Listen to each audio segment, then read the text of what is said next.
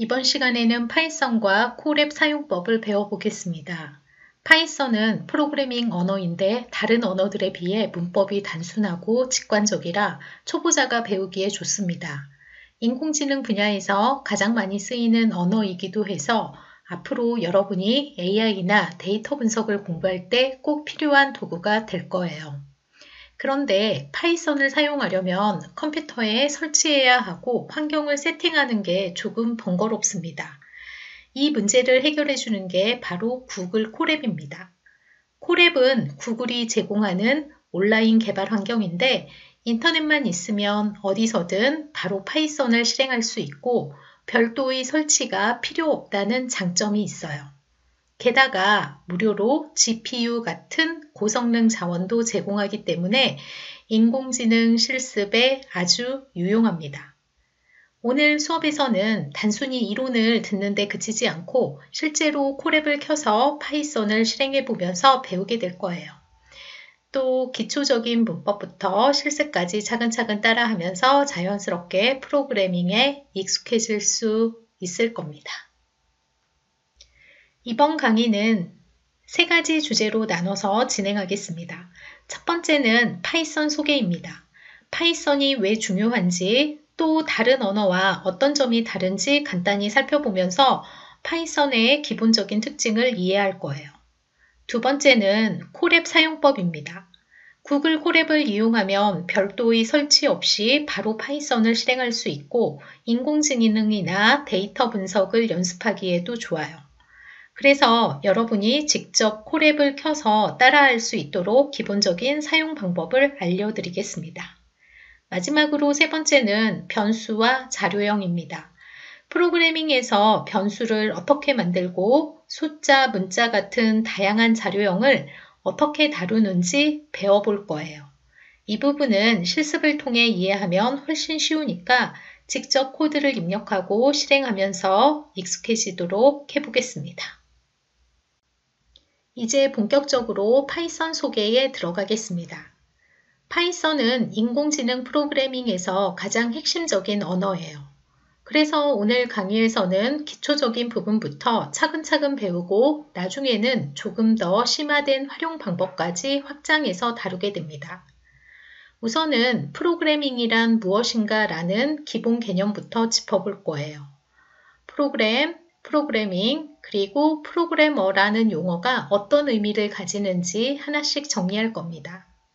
그리고 여러분이 아마 처음 보실 수도 있는 기계어 코드와 우리가 배울 파이썬 코드 사이에는 어떤 차이가 있는지도 비교해 볼 거예요. 이런 차이를 알면 왜 우리가 파이썬을 배우는지가 더 명확하게 이해될 겁니다.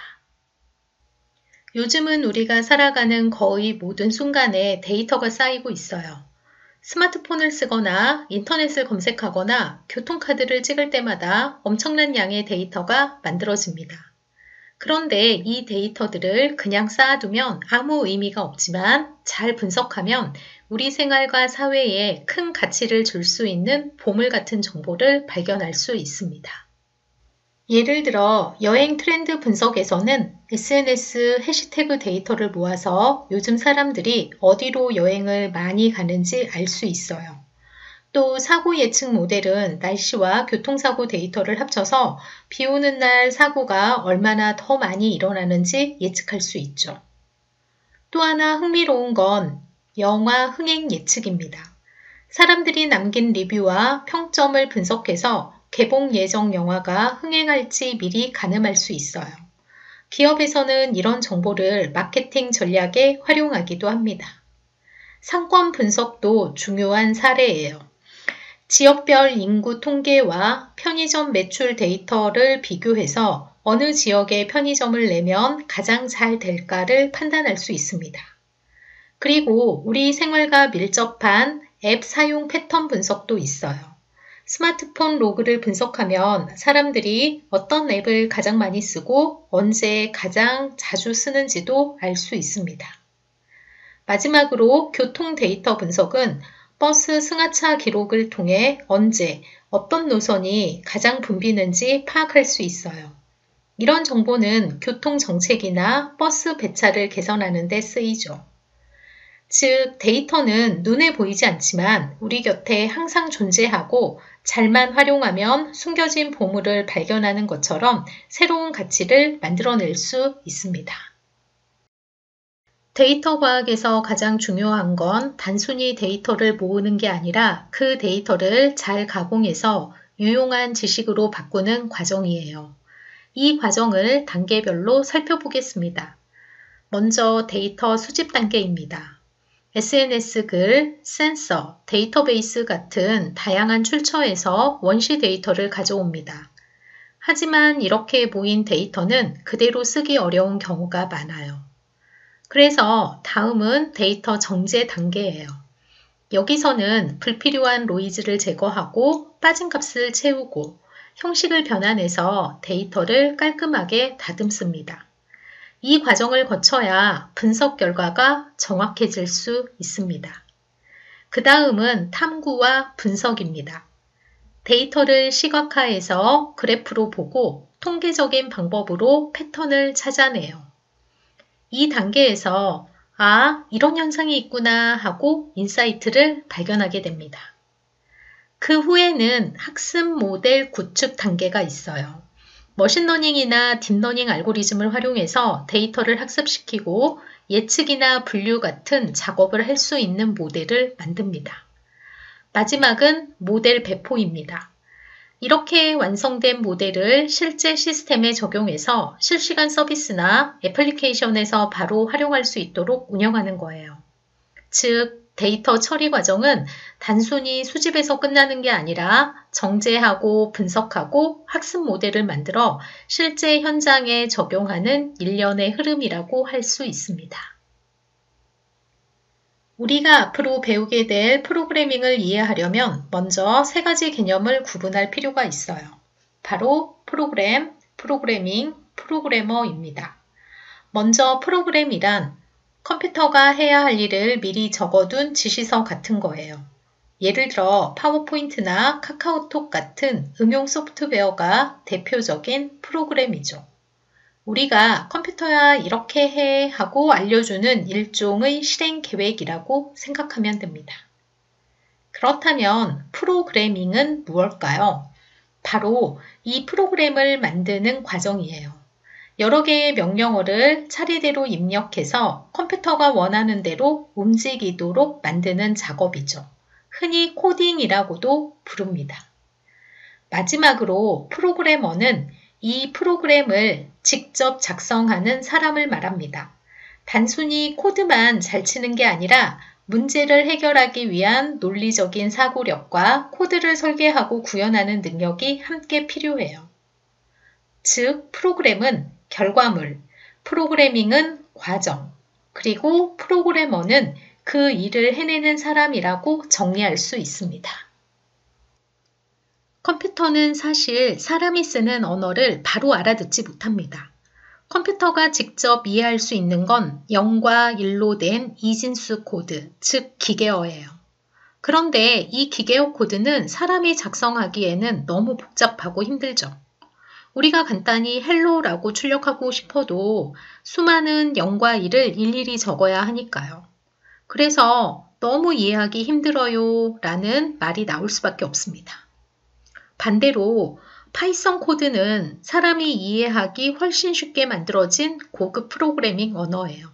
예를 들어 리스트를 만들고 그 모양이나 차원을 확인하는 코드를 몇 줄만 입력하면 바로 실행할 수 있습니다. 영어와 유사한 문법 구조를 가지고 있어서 배우기 쉽고 짧은 코드로도 많은 일을 할 수 있죠. 즉, 기계어 코드는 컴퓨터 중심의 언어이고 파이썬은 사람 중심의 언어라고 할 수 있습니다. 그래서 우리는 파이썬을 통해 훨씬 더 편리하게 컴퓨터와 소통할 수 있게 된 거예요. 우리가 코드를 작성하면 그게 바로 실행되는 게 아니라 몇 가지 과정을 거쳐야 합니다. 먼저 프로그래머가 코드를 작성합니다.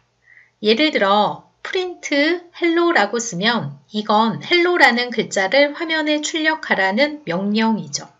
하지만 컴퓨터는 이걸 곧바로 이해하지 못합니다. 그래서 컴파일러나 인터프린터라는 프로그램이 필요해요. 이 프로그램이 우리가 작성한 코드를 해석해서 컴퓨터가 이해할 수 있는 언어로 바꿔줍니다. 그 과정을 거쳐야 비로소 우리가 원하는 결과, 즉 헬로라는 글자가 화면에 출력되는 거예요. 그런데 여기서 중요한 점은 프로그래밍 언어는 문법이 엄격하다는 겁니다. 우리가 평소 쓰는 언어처럼 안녕이라든지 헬로 같은 표현을 쓰면 에러가 나요. 심지어 봉주르 같이 다른 언어로 쓰면 당연히 실행되지 않습니다. 오직 정해진 문법에 맞게 프린트 헬로 월드라고 써야만 코드가 정상적으로 실행됩니다. 즉, 프로그래밍은 문제 해결을 위한 논리적인 사고와 코드 작성 과정을 거쳐서 정확한 문법을 따라야 실행된다는 점을 꼭 기억해 두면 좋겠습니다. 여러분 혹시 이런 생각 해본 적 있나요? 나는 컴퓨터 전공도 아닌데 프로그래밍을 꼭 알아야 할까? 이 슬라이드는 바로 그 질문에 대한 답을 보여줍니다. 첫 번째 이유는 모든 분야의 필수 역량이 되었기 때문이에요. 이제 프로그래밍은 자연과학, 공학뿐만 아니라 인문사회 분야에서도 점점 더 많이 활용되고 있습니다. 데이터를 분석하고 문제를 해결하는 데 있어서 프로그래밍 지식은 큰 경쟁력이 됩니다. 두 번째 이유는 효율적인 작업 처리예요. 반복적이고 시간이 많이 드는 일은 컴퓨터가 대신 처리해주고 우리는 더 창의적이고 중요한 문제 해결과 의사 결정에 집중할 수 있습니다. 즉, 프로그래밍은 우리의 시간을 아껴주는 강력한 도구인 거죠. 마지막으로 생산성 향상입니다. 프로그래밍을 활용하면 데이터 처리, 분석, 시각화 같은 작업을 자동화할 수 있어 훨씬 효율적으로 일할 수 있습니다. 특히 우리가 배우게 될 파이썬은 배우기 쉽고 다양한 분야에 적용할 수 있어서 프로그래밍의 기초를 다지기에 아주 적합합니다. 그러니까 프로그래밍은 나랑 상관없다가 아니라 앞으로 어떤 분야에 있든 꼭 알아두면 도움이 되는 기본 역량이라고 할 수 있습니다. 그렇다면 수많은 프로그래밍 언어 중에 왜 우리가 파이썬을 배우는 걸까요? 첫 번째 이유는 초보자 친화적이기 때문이에요. 파이썬은 문법이 간단하고 직관적이라서 프로그래밍을 처음 배우는 사람도 어렵지 않게 시작할 수 있습니다. 두 번째 이유는 플랫폼 독립성이에요. 윈도우, 맥, 리눅스 같은 어떤 운영체제에서도 동일하게 작동하기 때문에 어디서든 자유롭게 쓸 수 있는 언어입니다. 세 번째는 최고의 인기라는 점이에요. 지금 보시는 표는 2025년 기준 프로그래밍 언어 인기 순위인데 파이썬이 1위를 차지하고 있습니다. 특히 인공지능과 머신러닝 분야에서는 사실상 표준 언어로 자리 잡았고 취업 시장에서도 활용도가 매우 높습니다. 즉 파이썬은 배우기 쉽고 어디서든 쓸 수 있고 현재 가장 인기 있는 언어이기 때문에 여러분이 프로그래밍을 시작하기에 최적의 선택이라고 할 수 있습니다. 이번에는 파이썬 프로그래밍 언어 자체에 대해 조금 더 자세히 알아보겠습니다. 먼저 파이썬은 1991년에 귀도 반 로썸이라는 개발자가 만든 언어예요. 파이썬은 처음부터 대화하듯이 쉽게 쓸 수 있도록 설계되었고 2018년까지는 창시자인 로썸이 직접 방향을 이끌었습니다. 그래서 지금 우리가 배우는 파이썬은 쉽고 직관적인 언어라는 철학을 가지고 있어요. 또한 파이썬은 객체지향 언어입니다. 이 말은 프로그램을 만들 때 클래스를 만들고 그 안에서 객체를 활용해서 코드를 구조적으로 짤 수 있다는 뜻이에요. 이렇게 하면 코드를 재사용하기 좋고 유지 보수도 훨씬 편리합니다. 마지막으로 파이썬은 인터프린터 언어예요. 우리가 코드를 작성하면 별도의 번역 과정, 즉 컴파일 과정 없이 한 줄 한 줄 바로 실행되면서 결과를 확인할 수 있습니다. 그래서 실습할 때 즉각적인 피드백을 받을 수 있고 배우는 과정이 훨씬 빠르고 재미있습니다. 이번에는 콜앱 사용법에 대해 알아보겠습니다. 구글 콜앱은 파이썬 프로그래밍을 배우고 연습할 때 꼭 필요한 핵심 도구예요. 콜앱의 가장 큰 장점은 웹 기반 환경이라는 점입니다. 여러분이 별도로 프로그램을 설치하지 않아도 구글 계정만 있으면 인터넷 브라우저에서 바로 파이썬을 실행할 수 있어요. 이 도구는 특히 AI 프로그래밍 학습과 실습에 필수적입니다. 우리가 앞으로 배울 인공지능이나 데이터 분석도 콜앱에서 바로 실습할 수 있기 때문에 콜앱을 잘 다루는 것이 굉장히 중요합니다. 앞으로 콜앱이 무엇인지, 어떻게 접속하고 사용하는지, 또 파이썬 코드를 입력하고 실행하는 방법까지 단계별로 배워보겠습니다. 그렇다면 콜앱이란 무엇일까요? 콜앱은 구글이 제공하는 클라우드 기반 파이썬 개발 환경입니다. 즉, 내 컴퓨터에 따로 프로그램을 설치하지 않아도 웹브라우저만 있으면 바로 파이썬 코드를 실행할 수 있어요. 또한 콜앱은 구글 드라이브와 자동으로 연동되기 때문에 여러분이 작성한 노트북 파일이 자동으로 저장되고 다른 사람과도 쉽게 공유할 수 있습니다. 그리고 인공지능이나 데이터 분석을 할 때 꼭 필요한 기본 패키지들, 예를 들면 넘파이, 판다스, 텐서플로우 같은 라이브러리들이 이미 설치되어 있어서 처음 배우는 입장에서 환경 설정 걱정을 하지 않아도 됩니다. 마지막으로 콜앱의 가장 큰 장점 중 하나는 무료 GPU와 TPU 지원이에요. 인공지능 모델을 학습하려면 보통 고성능 컴퓨터가 필요하지만 콜앱을 쓰면 구글이 제공하는 GPU나 TPU를 무료로 활용할 수 있습니다. 덕분에 여러분은 노트북 한 대만 있어도 인공지능 실습을 부담 없이 시작할 수가 있어요. 이제 콜앱을 실제로 어떻게 사용하는지 과정을 살펴보겠습니다. 첫 번째는 구글 계정으로 로그인하고 콜앱에 접속하는 것입니다. 인터넷 주소창에 콜앱.research.google.com을 입력하면 바로 접속할 수 있어요. 두 번째는 노트북 만들기 단계예요. 여기서 말하는 노트북은 우리가 수업 시간에 필기하는 공책 같은 개념인데 파이썬 코드를 입력하고 실행할 수 있는 온라인 작업 공간이라고 이해하면 됩니다. 세 번째는 코드 작성 및 실행이에요. 콜앱은 셀 단위로 되어 있어서 코드 한 블럭을 작성하고 실행하면 그 결과가 바로 아래에 출력됩니다. 설치 과정 없이도 쉽게 코드를 실행할 수 있는 게 장점이죠. 마지막 네 번째는 저장 및 공유입니다. 작성한 노트북은 자동으로 구글 드라이브에 저장돼서 잃어버릴 걱정이 없고 필요하면 다른 사람과 링크로 공유할 수도 있습니다.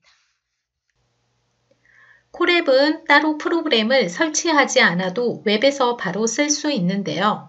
대신 우리가 만든 노트북은 구글 드라이브에 저장돼요. 그래서 먼저 구글 드라이브에 접속하는 과정이 필요합니다.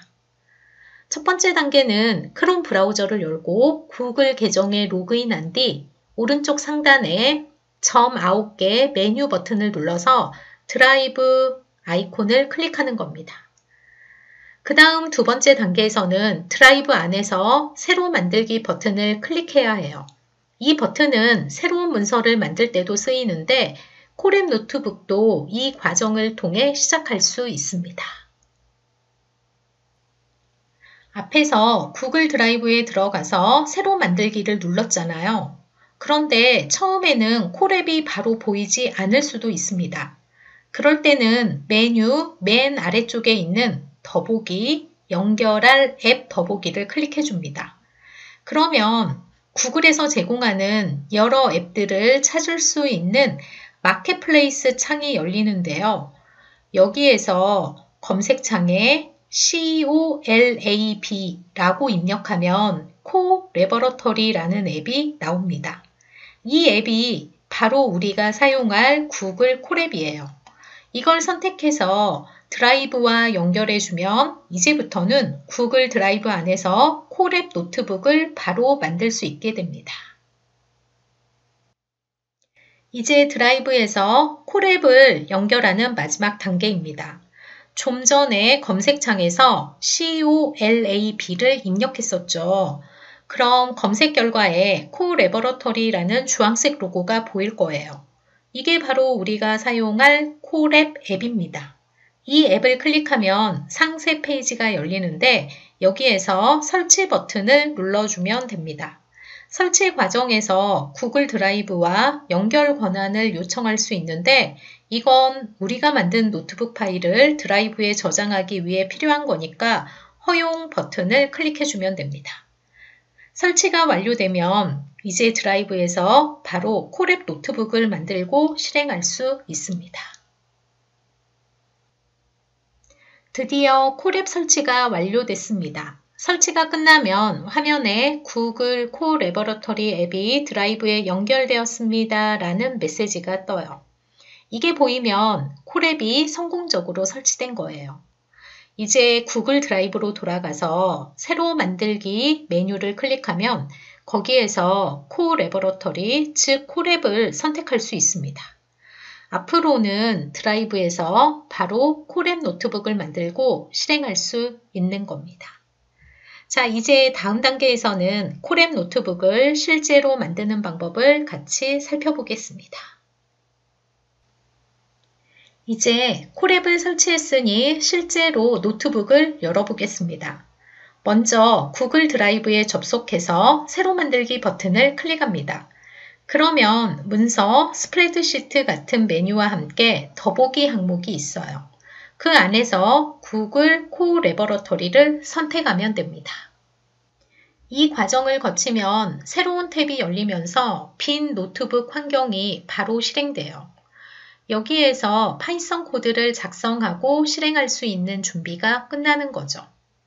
참고로 코랩 노트북은 자동으로 구글 드라이브 안에 코랩 노트북스라는 폴더에 저장돼요. 만약 다른 폴더나 이름으로 저장하고 싶다면 메뉴에서 다른 이름으로 저장 기능을 사용하면 됩니다. 또 꼭 드라이브를 거치지 않고도 co랩.research.google.com 주소로 바로 접속해서 새 노트북을 열 수도 있으니까 기억해두면 편리합니다. 이제 코랩에서 코드를 직접 실행해 보겠습니다. 코랩 노트북이 열리면 화면에 보이는 코드 셀에다가 파이썬 코드를 입력할 수 있습니다. 예를 들어 프린트, 동그라미 가로 열어주고 닫아주고 안에 큰 따옴표, 헬로, 파이썬, 물결 느낌표라고 적어 볼게요. 코드를 실행하는 방법은 두 가지가 있어요. 첫째, 셀 왼쪽에 있는 실행 버튼을 클릭하는 방법. 둘째, 키보드에서 Shift 키와 엔터 키를 동시에 누르는 방법입니다. 실행하면 바로 아래에 결과가 출력돼요. 지금 예시에서는 화면에 헬로, 파이썬, 물결 느낌표라고 표시됩니다. 코랩은 이렇게 셀 단위로 코드를 실행하기 때문에 한 셀의 결과가 다음 셀에도 영향을 줄 수가 있어요.